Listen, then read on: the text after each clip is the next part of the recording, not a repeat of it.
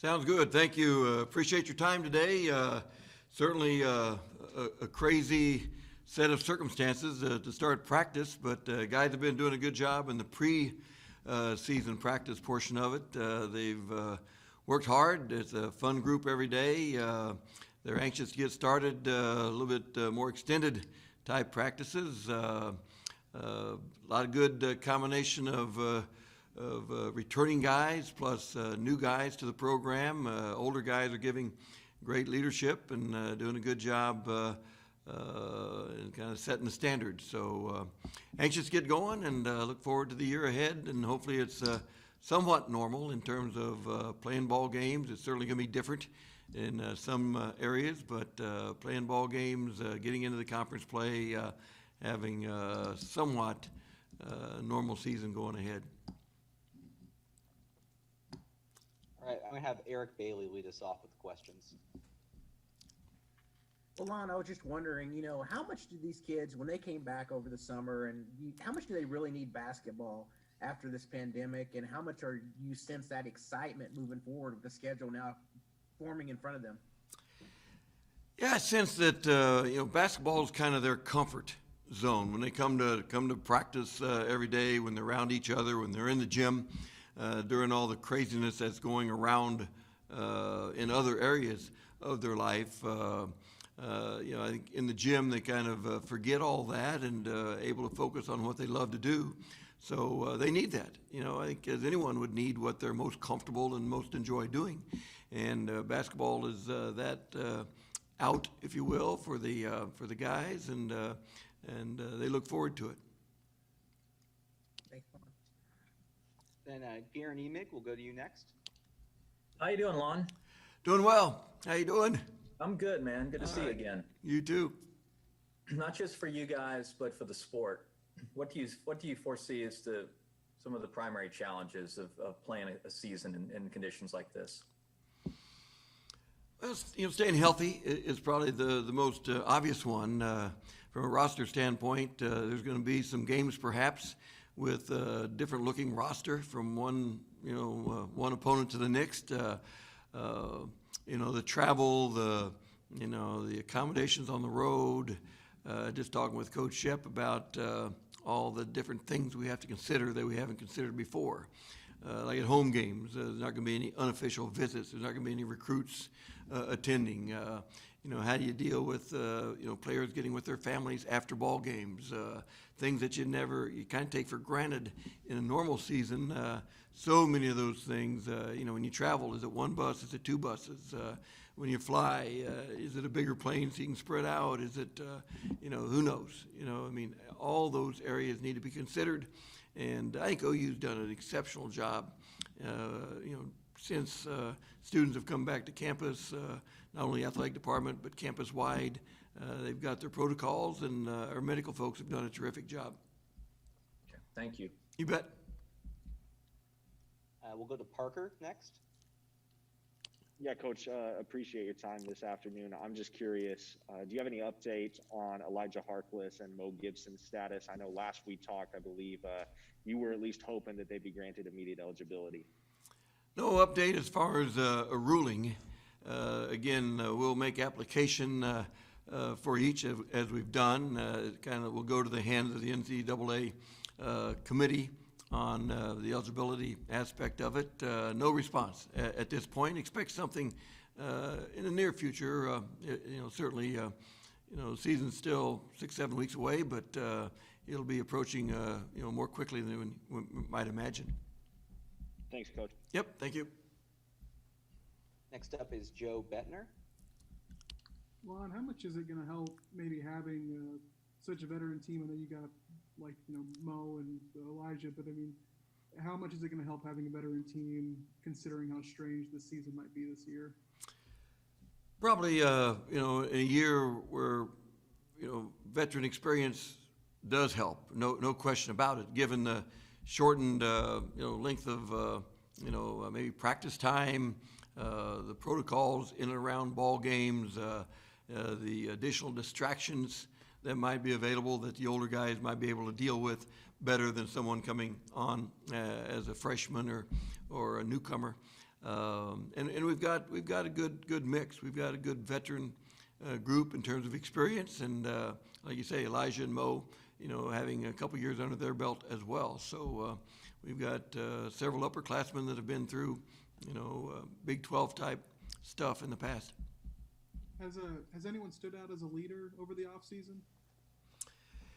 Yeah, by committee for the most part, but those seniors, Brady and Austin and Kerr and Alondas, they've been through it. They know what lies ahead. Probably as a group, they've done a nice job leading. Thanks, Lon. You bet. Go to Bob Prisbillo next. Yeah, Lon, how difficult has recruiting been for the 2021 cycle? You didn't have those live periods that you usually get. Just what kind of obstacles has that thrown into everything? Certainly different. You're not traveling. You're not bringing prospects to campus. You're not able to watch them in person. A lot of video work, a lot of Zoom work. It's hard to measure the impact at this point. We'll get signing date come up here second week in November. Find out a little bit more at that time.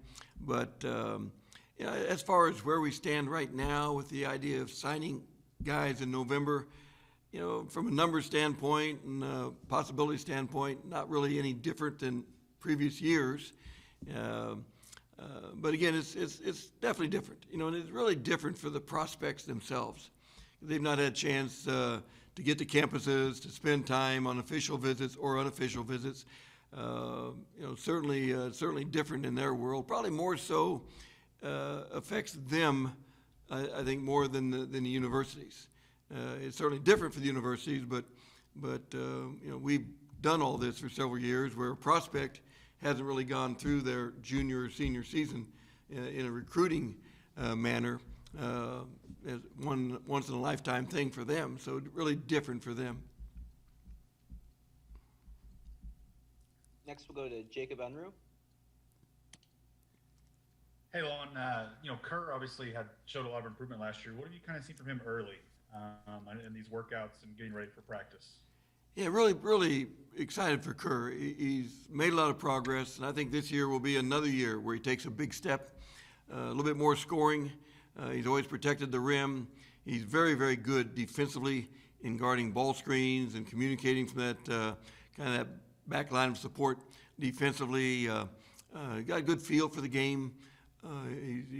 He's doing a good job. He's doing a really good job. Consistently, day in, day out, he's performing at a much higher level, and one you'd expect a fifth-year senior to do. And I think he's taken advantage of that experience that he's gained, and he's worked hard to get where he is. What do you kind of think of the depth around him at that position? Yeah, we've got Rick Asanza, who's a redshirt freshman. He was here last year. Made tons of progress. He's big, he's strong, he's a rim protector, very good mobility. Then we got Brady, of course, can play the 5 spot as he did several minutes last year. Probably those 3 guys will share the 5 spot. Victor Wilcor could move over there if we want to go really small, but Victor's very athletic, very big in terms of plays big. Could play the 5 spot. So we got good depth there, and then the same thing at the 4 spot with those guys being able to have versatility between Brady and Victor and Jalen Hill, Ron Garang. We got pretty good depth, at those spots. Thanks, Lon. Yep, thank you. Next, we'll go to Myron. Yeah, Lon, last time we saw Reeves, he was putting up, I think, 40, 41 points and a game winner at TCU, and Brady's played since he got there. How much do you lean on those guys this year? Because there's, like, the last couple of years, Christian was kind of a leader for you. How much do you lean on those 2 guys here in the early going of the season? Well, as you might imagine, quite a bit, given their experience, given the success they've had in the Big 12, competition. Anytime you've got that experience, especially in a year like this where, there's so much uncertainty as to what lies ahead, I think you tend to lead on your experience a little bit more. People have been through it a little bit more, and those two guys coming off of very good, junior years. We expect them to have much improved senior years.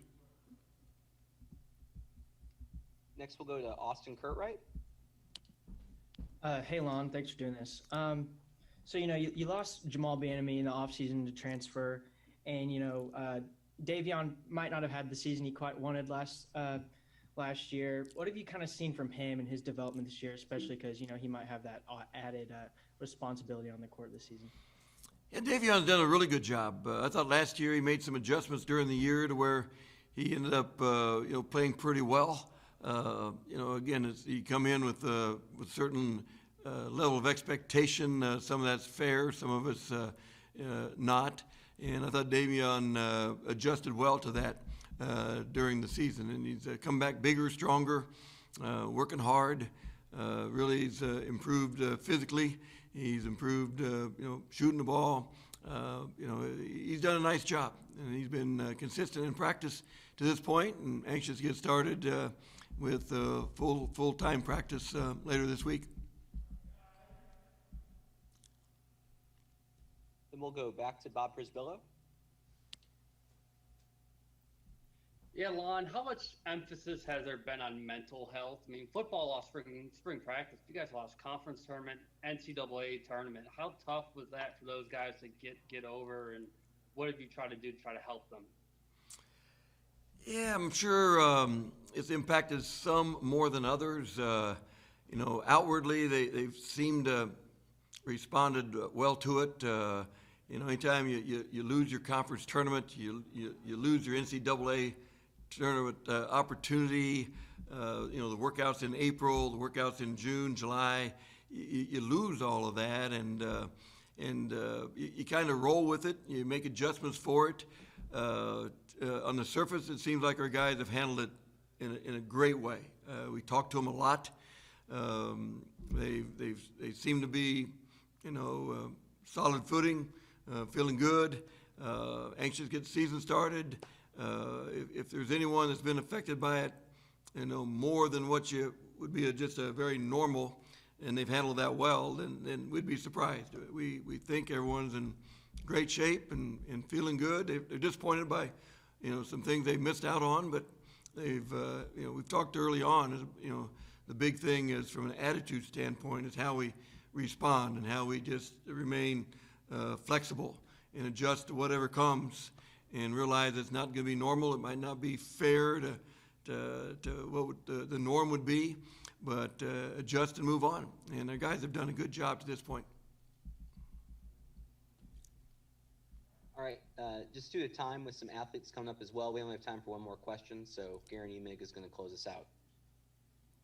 All right, Lon, the question about numbers, you don't have 110, 120 guys to look after like Lincoln does with regard to a football roster, and yet if you get one positive test and the tracing element is introduced, all of a sudden you're looking at a real, dangerous situation. And it goes for other coaches as well. But is that, how high up on the concern list is just what you're dealing with in terms of a roster and tracing going into this?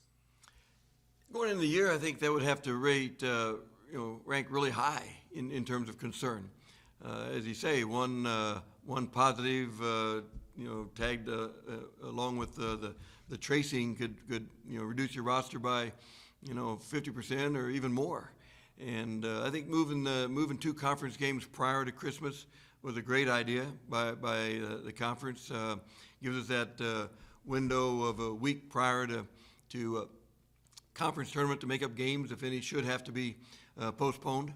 But again, it's something you talk about with your players all the time, and just encourage them to keep making good decisions.